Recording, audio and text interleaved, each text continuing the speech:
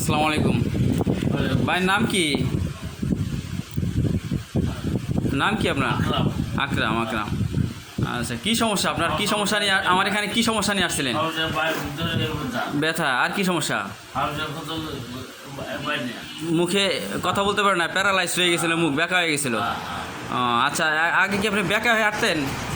এখন কি সোজা হাঁটতে পারেন? খুঁজে খুঁজে হয়ে হাঁটতেন। আজ কদিন ধরে এখানে চিকিৎসা নিতেছেন? আজ 5 দিন। তা 5 দিনে আপনি কি মনে হইতেছে আপনার কাছে?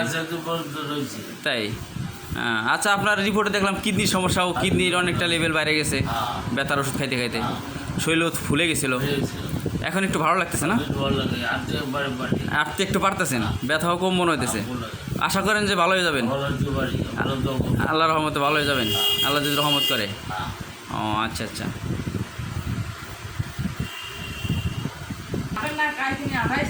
ভালো করছেন। আটাতে আটা বেরি ভাবি, কাপড়টা একটু ঠিক করেন। হ্যাঁ,